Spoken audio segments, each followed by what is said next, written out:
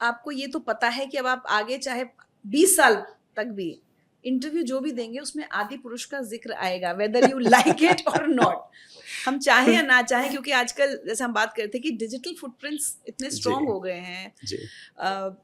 क्या लगता है कभी हम सबके साथ जब कुछ गलत हो जाता है या हमसे कोई गलती हो जाती है तो हम, मेरे साथ भी होता है कि मैं बैठ के सोचती हूँ कि क्यों हुआ, क्या उस समय मेरा भाग्य ही समय खराब चल रहा था, मेरी बुद्धि पर पत्थर पड़ गए थे, क्या हुआ था, जब आप आज सोचते हैं? गलतियां जो है ना, वो गलतियां इसलिए हैं क्योंकि वो रेट्रोस्पेक्ट में समझ में आती हैं। पीछे मुड़ के जब आप देखते हो तब आपको समझ में आती हैं। और जिनसे भी इस देश में गलतियां हुई हैं, दुनिया में जिनसे भी गलतियां होती हैं, गलती करते वक्त आप उसको कभी गलती के तौर पे नहीं कर रहे होते, आपको लग रहा है यही सही है। और फिर जब वो हो जाता है, आप पलट के देखते हैं तो लगता है हाँ ये नहीं करना था।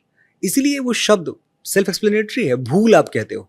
भूल क्यों है? वो भूल इसीलिए है क्योंकि जब आप कर रहे थे तो आपको पता ही नहीं था कि ये भूल है, बाद में ही पता चलेगा।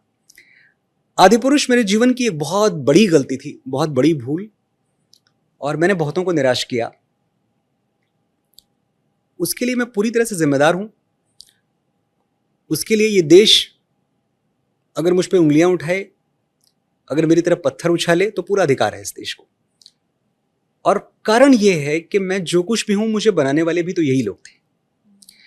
तो जब ये गली गली में तेरी गलियां गाते हुए घूम रहे थे, जब कौन तुझे यूं प्यार करेगा गाते हुए घूम रहे थे, जब इन्होंने मेरे लिखे हुए डायलॉग्स को हिंदुस्तान की सबसे बड़ी फिल्म बना दिया, बाहुबली, तब तो मैंने नहीं पूछा व्हाई मी, तब तो मैं बड़ा खुश था इनके प्यार से।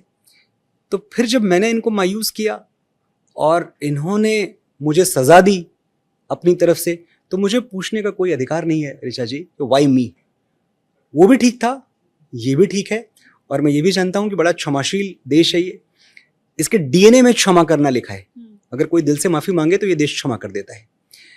मैंने अपनी अंतरात्मा से माफी मांगी है आदिपुरुष के लिए, और मैं हर दिन देखता हूं कि हाँ थोड़ी थोड़ी क्षमा मुझे रोज मिल रही है, धीरे मिल रही है, मिल जाएगी धीरे धीरे। उस समय कुछ असमंजस की स्थिति में रहे क्या आप? क्योंकि पहले आपने डिफेंड करने की कोशिश की, सबसे पहले आप शायद शांत थे, एकदम साइलेंस थी, फिर आपने थोड़ा डिफेंड भी करने की कोशिश की, then you again went silent, फिर माफी मांगी। तो क्या उस समय, मैं समझना चाह रही हूँ एक साइकोलॉजी पॉइंट ऑफ व्यू से, मनोज मुंतशिर के दिमाग में चल क्या रहा था? कभी कभी कि हमें ये भी लगता है कि ये टेम्पररी है, सेटल हो जाएगा, फिर नहीं सेटल हुआ, क्या ऐसा था? मैंने एक ऐसी चीज को डिफेंड करने की कोशिश की जिसमें सारी गलती मेरी नहीं थी। बहुत बड़ी गलती तो खैर थी मेरी, लेकिन बहुत ज्यादा कुछ था जो मेरे हिस्से का नहीं था।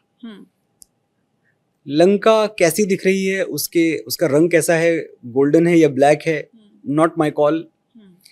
माँ सीता ने कैसे वस्त्र पहने हुए हैं, not my call. Hanuman ji का लुक क्या है, not my call. Ravan Khilji जैसा क्यों दिख रहा है, नॉट माय कॉल। ये सब चीजें मैंने तो निश्चित नहीं की थी। तो आदिपुरुष में बस यही हुआ कि भाई मेरी फिल्म है, मैं इसको डिफेंड करूंगा। ये वफादारी जो थी, इस वफादारी ने बैकफायर किया। मुझे भी इतनी समझ होनी चाहिए थी कि वफादारी कहाँ दिखानी है, कहाँ नहीं दिखानी, बट लेसन्स लर्न्ड।